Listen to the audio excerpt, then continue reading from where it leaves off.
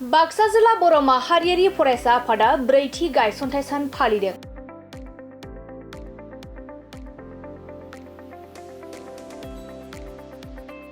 ब्रैथि गायसनथाइ सान फालिनायजों लोगोसे गोदानै बिबान मोननाय बिबानगिरिफोरनि समायखिरा लानाय हाबाफारि खुंफुंदों।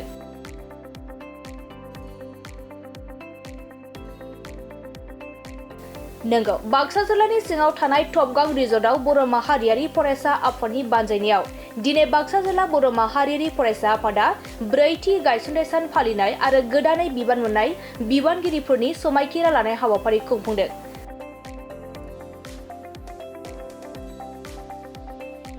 बे हाबाफारिनि गेजेरजों बाक्सा जिल्ला बर' माहारियारि फरायसा आफादनि गोहोम नार्जारिया आफादगिरि आरो दिगन्त मुसाहारिया गाहाय नेहाथारि बिबान आजावनानै दिनै समायखिरा लायो।